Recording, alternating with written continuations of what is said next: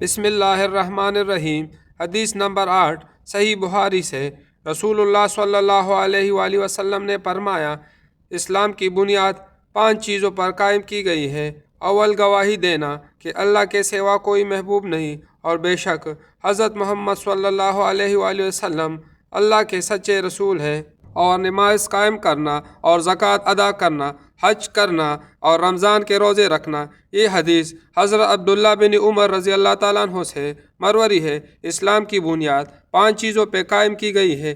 اس بات کی گواہی دینا کہ اللہ کے سوا کوئی محبوب نہیں اور محمد صلی اللہ علیہ وآلہ وسلم اللہ کے رسول ہے، نماز قائم کرنا، زکوٰۃ ادا کرنا، حج بیت اللہ کرنا، رمضان کے روزے رکھنا۔ نماز قائم کرنا، نماز دین کا ستون ہے، یہ بندے کو اللہ سے جوڑتی ہے اور گناہوں سے روکتی ہے۔ زکوٰۃ ادا کرنا، یہ مال کی پاکیزگی اور معاشرے کے کمزور طبقے کی مدد کا ذریعہ ہے۔ حج بیت اللہ صاحب استطاعت پر زندگی میں ایک بار فرض ہے، یہ اتحاد امت اور اطاعت الہی کی عظیم مثال ہے۔ رمضان کے روزہ نفس کی تربیت، صبر اور تقوی پیدا کرتا ہے۔ اسلام صرف عقیدہ نہیں بلکہ عملی زندگی نظام ہے۔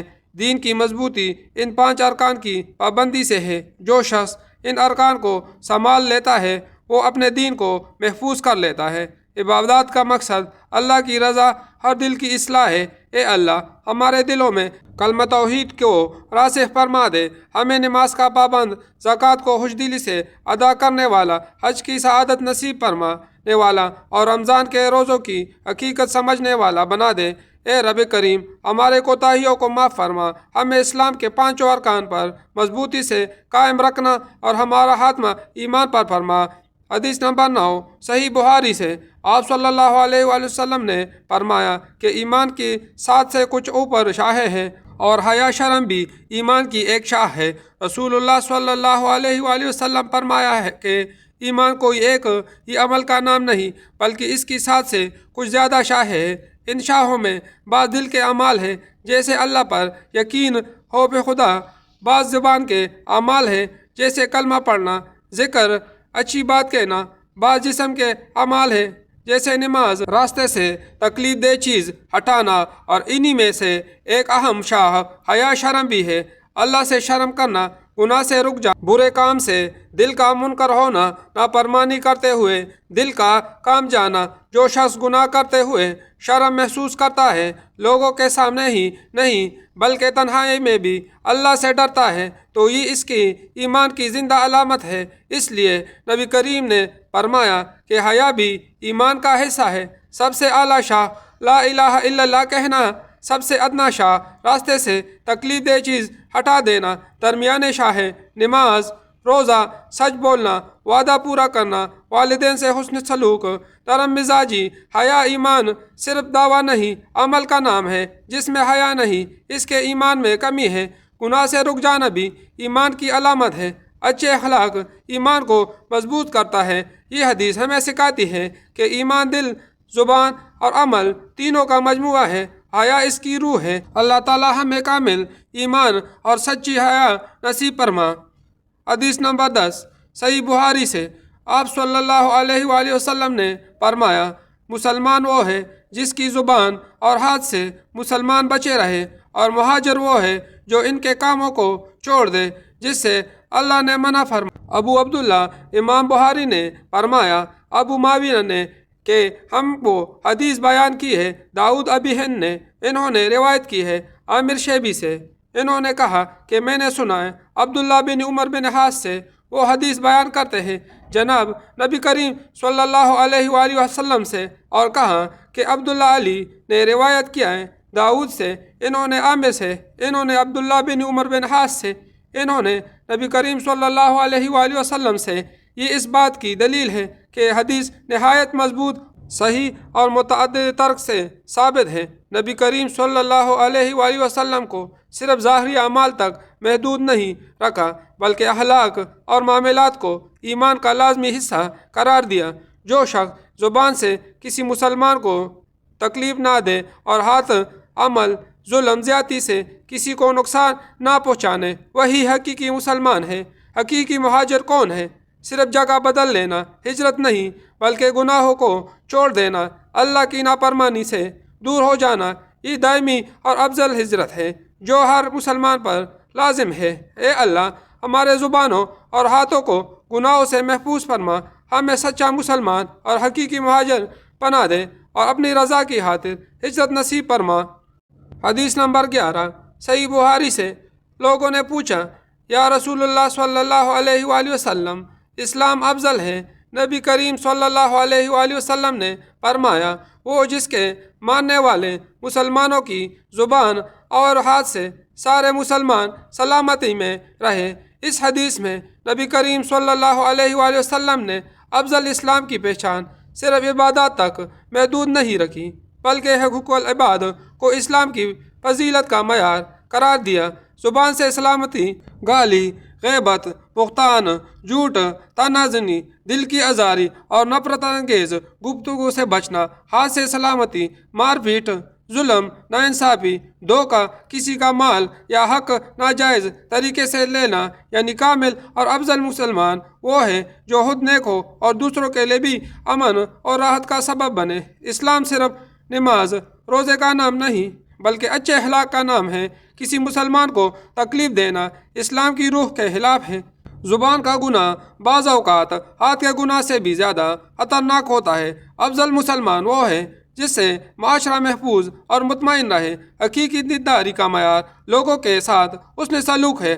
اگر ہم چاہتے ہیں کہ ہمارا اسلام افضل ہو تو ہمیں اپنی زبان کا ذکر سچ اور نرمی کا عادی اور اپنے ہاتھ کو مدد، خیر اور انصاف کا ذریعہ بنانا ہوگا۔ اللہ ہمیں ایسا مسلمان بنائے جس سے بندے بھی محفوظ رہے اور اللہ بھی راضی ہوں۔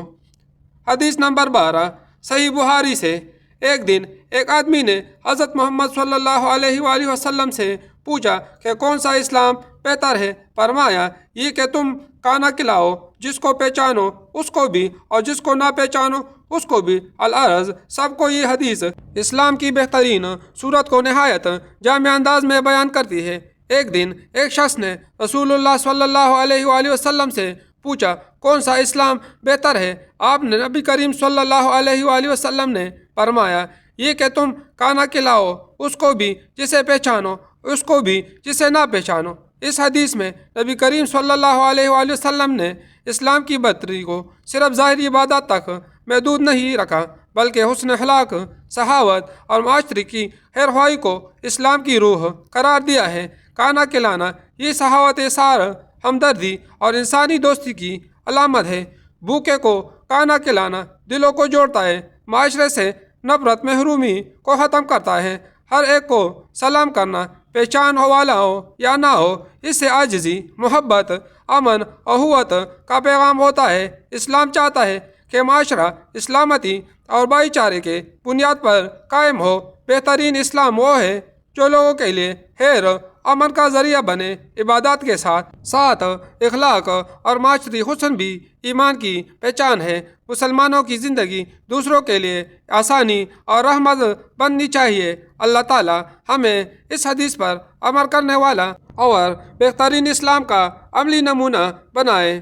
حدیث نمبر 13 صحیح بخاری سے حضرت محمد صلی اللہ علیہ وآلہ وسلم نے فرمایا، تم میں سے کوئی شخص ایماندار نہ ہوگا جب تک اپنے بھائی کے لیے وہ نہ ہے چاہے جو اپنے نفس کے لیے چاہتا ہے۔ رسول کریم صلی اللہ علیہ وآلہ وسلم کا یہ فرمان ایمان کے باطنی معیار کو واضح کرتا ہے۔ آپ صلی اللہ علیہ وآلہ وسلم نے ایمان کو صرف زبانی اقرار اور ظاہری اعمال تک محدود نہیں رکھا بلکہ دل کی کیفیت اور انسان کی باہمی رویے کو بھی ایمان کا لازمی حصہ قرار دیا ہے۔ اس حدیث میں ایماندار نہ ہوگا، اس سے مراد یہ نہیں کہ وہ دار اسلام سے خارج ہو جائے گا بلکہ یہ ہے کہ اس کا ایمان کمال کے درجے تک نہیں پہنچے گا۔ اسلام انسان کو خود غرضی، حسد اور نفسیت سے نکال کر احسان اور ہمدردی کی راہ پر گامزن کرتا ہے۔ جب تک آدمی اپنے بھائی کے لیے وہی بھلائی نہیں چاہتا جو اپنے لیے چاہتا ہے، اس وقت تک اس کا دل اسلامی اخوت سے پوری طرح منور نہیں ہوتا۔ اس بھائی سے مراد بنیادی طور پر مسلمان بھائی ہے اور بعض علماء کے نزدیک اس میں عمومی انسانی خواہ بھی شامل ہے۔ یہ حدیث ہمیں سکھاتی ہے کہ ایمان کا تقاضا صرف اپنے فائدے کی فکر نہیں بلکہ دوسروں کے فائدے کا خیال رکھنا بھی ہے۔ اگر کوئی شخص اپنے لیے آسانی، عزت، کامیابی اور خیر چاہتا ہے لیکن دوسروں کے لیے تنگی، ذلت یا نقصان کی تمنا رکھتا ہے تو یہ رویہ ایمان کی روح کے خلاف ہے۔ نبی کریم صلی اللہ علیہ وآلہ وسلم نے اس ارشاد کے ذریعے اسلامی معاشرے کی بنیاد باہمی محبت اور خیر خواہی پہ رکھی ہے۔ جب ہر فرد اپنے بھائی کے لیے خیر چاہے گا، معاشرہ حسد، دشمنی اور انتشار سے محفوظ رہے گا۔ یہی وہ اصول ہے جو دلوں کو جوڑتا ہے اور امت کو مضبوط بناتا ہے۔ یہ حدیث ہمیں اپنے دلوں کا محاسبہ کرنے کی دعوت دیتی ہے کہ ہم دوسروں کی خوشی پر خوش ہوتے ہیں یا جلتے ہیں۔ اگر ہم اپنے بھائی کی ترقی دیکھ کر دعا دیتے ہیں تو یہ ایمان کی علامت ہے، اور اگر دل میں جلن پیدا ہو تو ہمیں اپنے ایمان کی اصلاح کی ضرورت ہے۔ یہ حدیث انسان کو اخلاقی بلندی اور روحانی پاکیزگی کی طرف لے جاتی ہے۔ حسد ایمان کو کمزور کرتا ہے، سچی محبت ایمان کی علامت ہے، دوسروں کی بھلائی چاہنا عبادت ہے، معاشرے کی امن اسی اصول سے قائم ہوتا ہے۔ اے اللہ، ہمارے دلوں کو کینہ اور حسد سے پاک فرما، ہمیں ایسا سچا ایمان عطا فرما کہ ہم اپنے مسلمان بھائی کے لیے بھی وہی چاہے جو اپنے لیے چاہتے ہیں۔ اے رب کریم، ہمیں آپ صلی اللہ علیہ وسلم کی سنت پر چلنے والا اور امت کے لیے رحمت بننے والا بنا دے، آمین یا رب العالمین۔ محترم ناظرینو، اگر ویڈیو اچھی لگی ہو تو ویڈیو کو لائک کریں، دوستوں میں شیئر کریں اور ہمارے چینل کو سبسکرائب کر دیں۔ اگلی ویڈیو تک کے لیے اجازت دیجیے گا۔ اللہ حافظ۔